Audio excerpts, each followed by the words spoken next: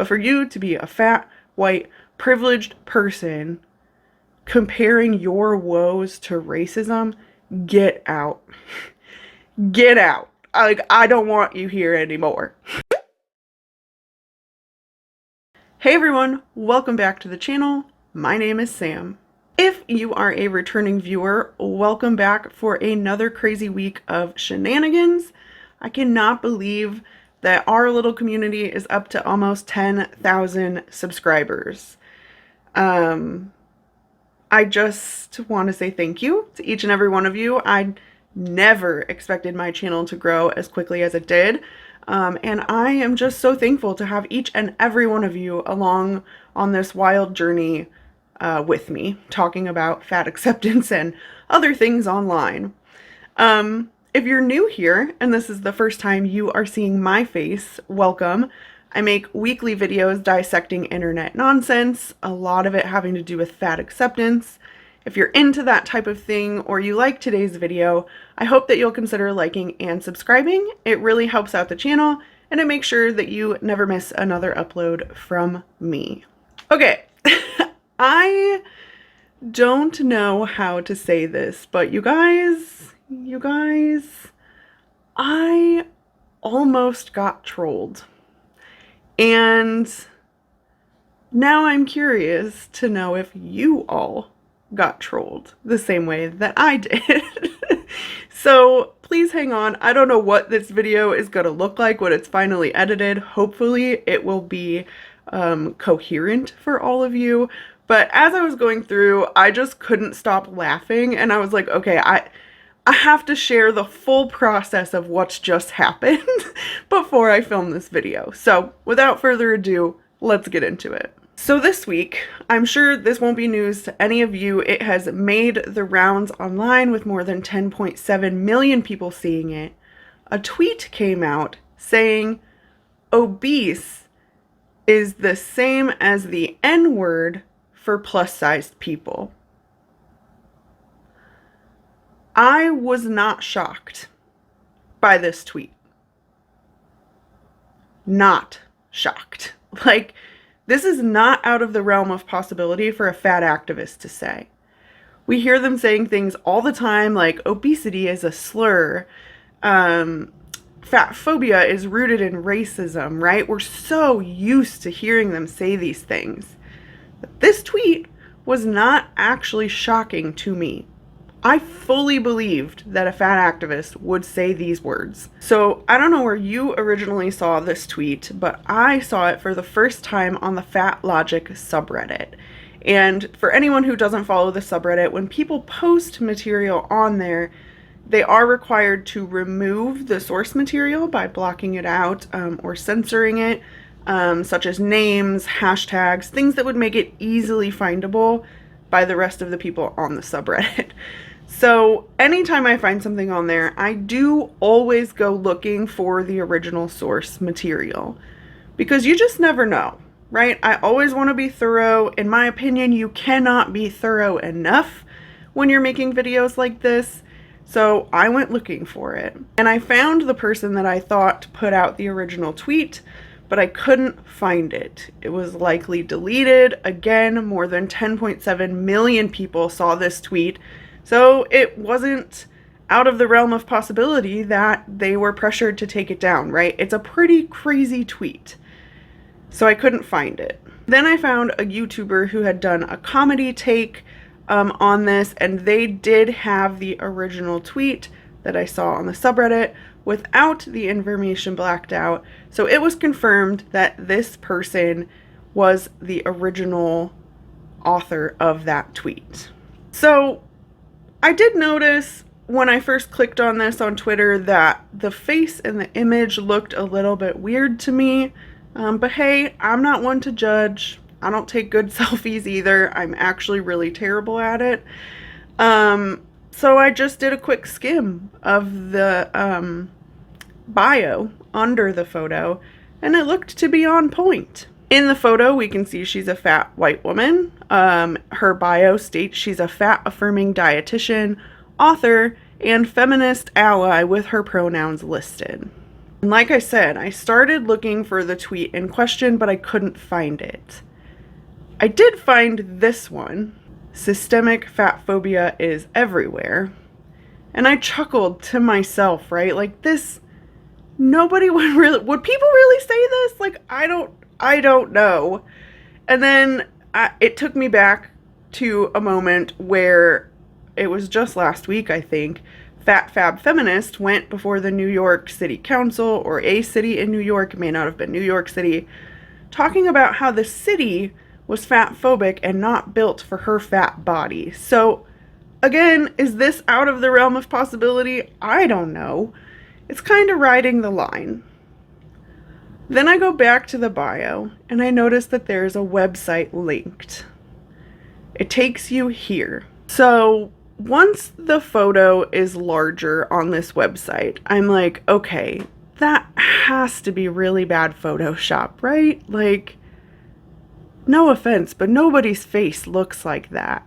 Like, there's something off about the angle in which they're taking the selfie versus the way her eyes and her nose and her mouth actually look. Like, this has to be Photoshop, right? So then I'm reading here the things that are on the page. So all the things we've seen already, a fat affirming dietitian with a PhD.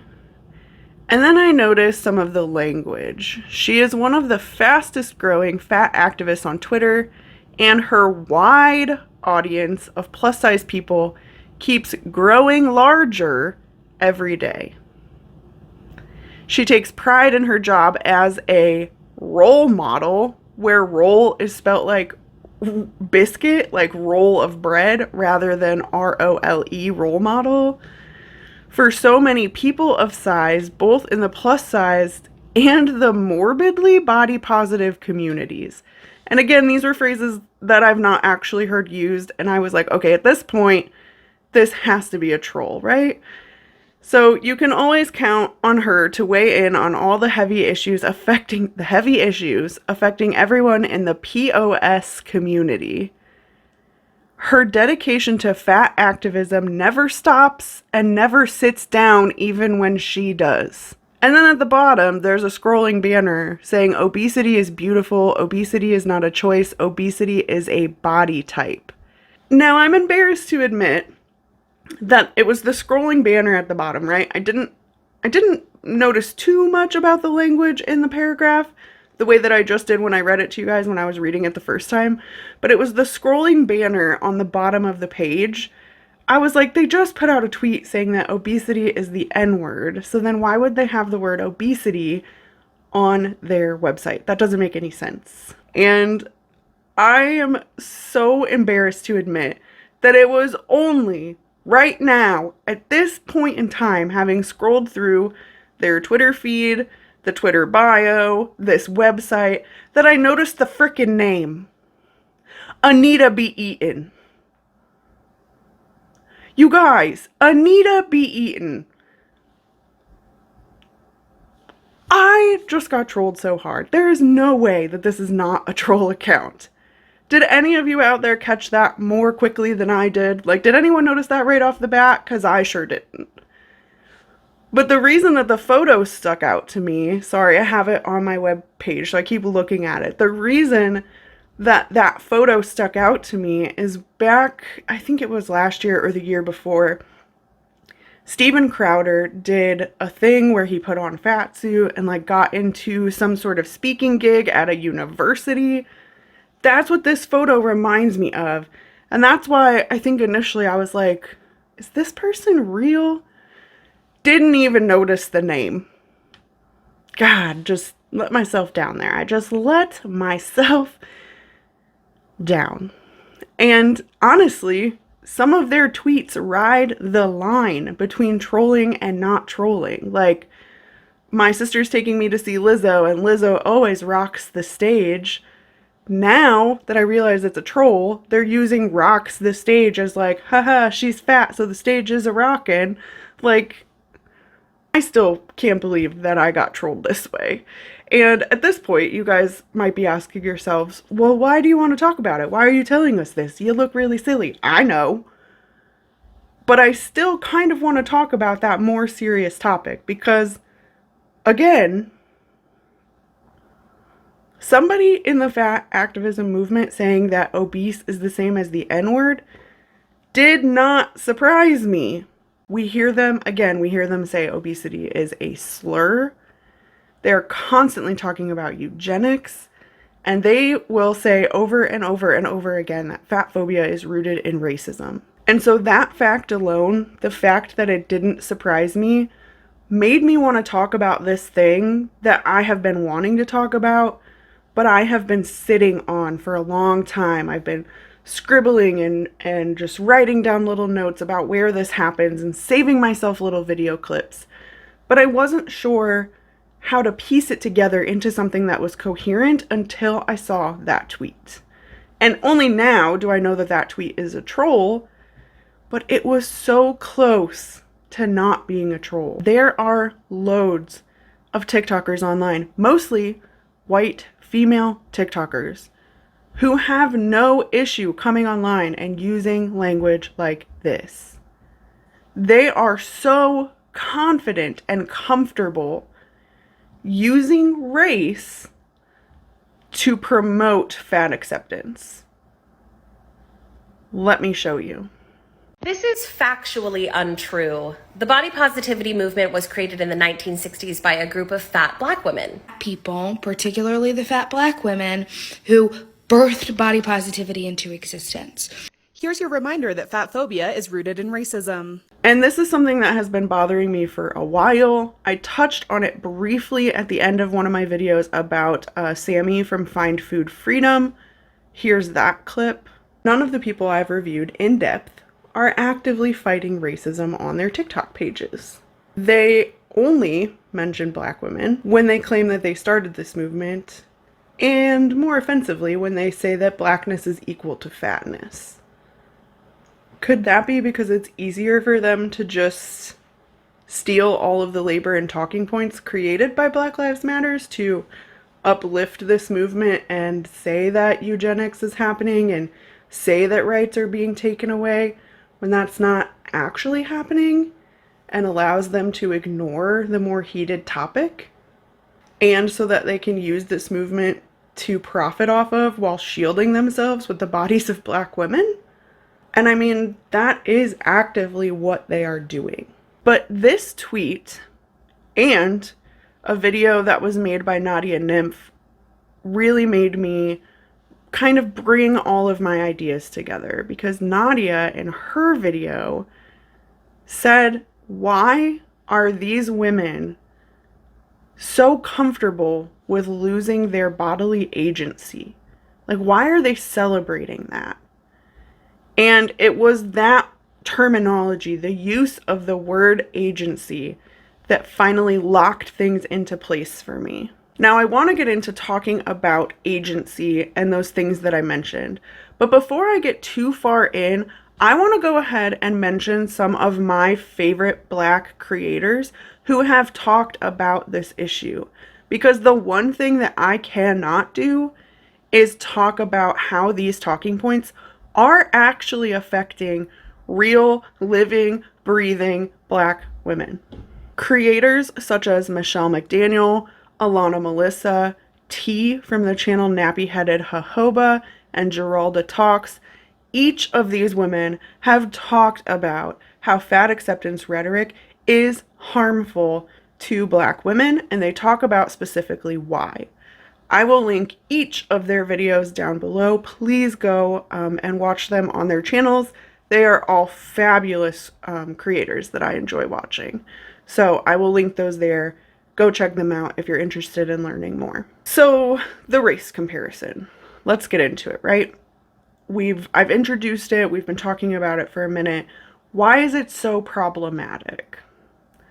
Well, if you start piecing together each of their arguments every time they mention racism, they are the ones who are stripping agency away from people of color. When they say that fat acceptance was created by queer, fat, disabled Black women for the most marginalized of bodies, including fat, black, disabled bodies, what they don't seem to realize is that they are the ones linking those things together. They're equating blackness to fatness, disability to fatness. And they do it quite a lot, and they do it quite confidently. And most of them, like the majority of them, are fat white creators. Whether they're female, mostly female, male, or non-binary, transgender, they're mostly white.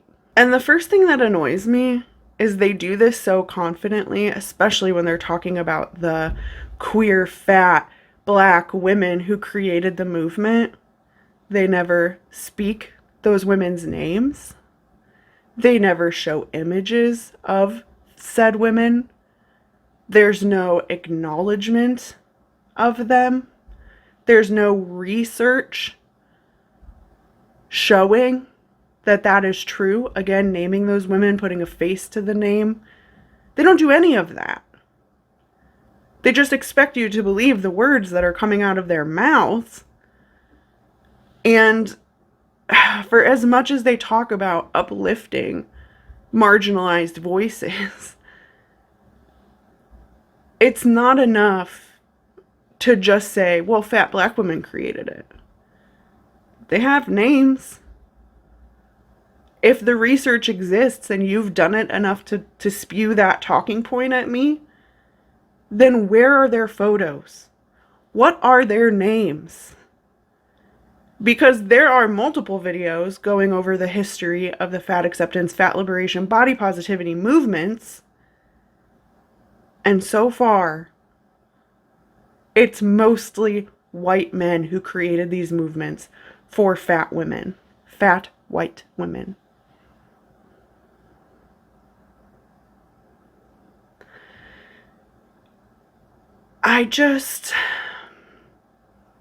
It bothers me too that they only use these talking points long enough to tell people that fat phobia is rooted in racism. And then they let it go. They let it go. The other thing that they do, which is particularly intriguing to me, is they lean heavily on one piece of source material written by a thin black woman. It's a book that we've covered on this channel called Fearing the Black Body by Sabrina Strings. If you haven't seen that series, I've done a whole series talking about it. But Dr. Sabrina Strings focused on depictions of one black woman to basically say that white people use the one black woman to demonize all black women and deem them all fat and that they all looked the same, completely ignoring source material in a similar time period where black women were also depicted as thin, as tall and wiry. Like, it just so blatantly ignores the truth that for me, it's not a source, but they think it's a source. So I just want to point that out. And if you want a deeper dive into that, it exists on the channel. It's a series. Please feel free to check that out after this video. For those of you who are unaware, you'll find out if you watch that series on Fearing the Black Body. I actually majored in history when I went to college. I got a bachelor's degree in it, but my focus of study for my undergrad tended to be on classes focused on genocide studies and American slavery, because I wanted to understand human nature, how those things could happen, and how they could continue to happen over and over and over again, or for an extended amount of time, such as what happened with American slavery. I also chose to focus on this because I had a class, I went to junior college before I went to college.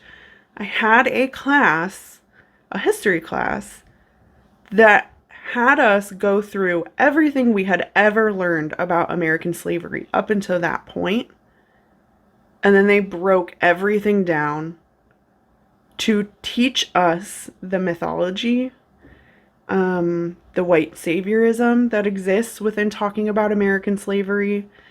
And then the really cool thing that it did was reminded us that slaves had agency.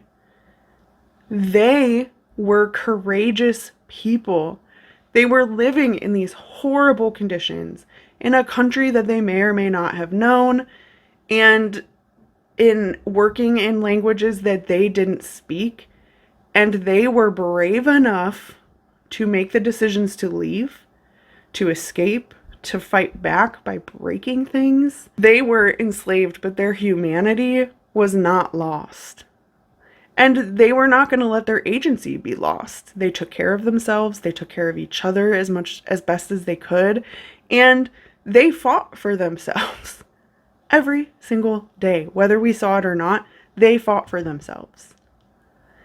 And that is why it bothers me so freaking much to watch white women online strip agency away from people of color, specifically Black women. Like, how dare you? That is so appalling to me that you would feel so comfortable, right? They would feel so comfortable coming online and doing that. Like, who are you? Who are you? That's what I would want to ask them, honestly. And if you've been here for a while, I don't typically tend to get super heated, but this topic is just, it's so close to my heart, and that behavior is so appalling to me. I feel like I can't sit silently anymore and just watch them continue to do this without saying something, right? And I did say a little something at the end of that video, but it just keeps getting more and more outrageous. The way that they so openly compare the oppression of being fat and not being able to fit in a chair to the actual stripping of human rights by other groups, right? People of color, transgender people who are under fire right now. Like, how dare you use those movements and these talking points and muddy the water of those movements that are fighting for actual human rights because you feel uncomfortable about yourself and your body?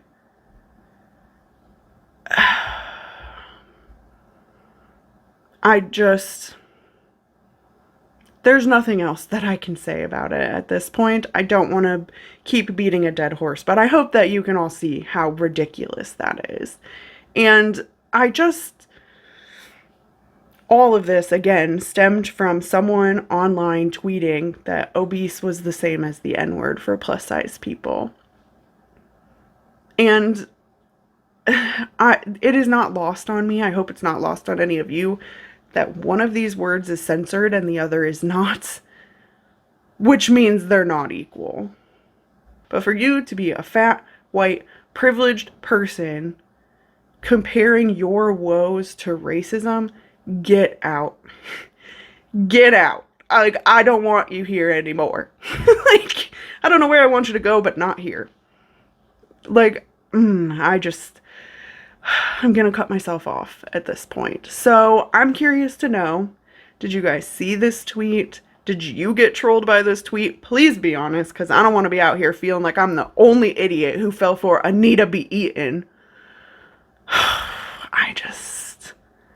I still can't believe that I let myself get trolled. Anyway, have you noticed this? The crossover of language, of them trying to adopt language from actual movements fighting for actual human rights?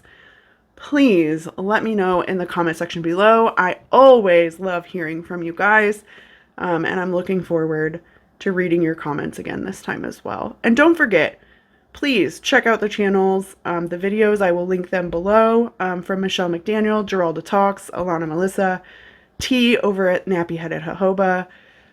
all of them have really great takes and information and perspective on this topic as it relates specifically to Black women. So those will be linked in the description below. Thank you all so much for being here again with me this week. I will see you in the next one. Bye.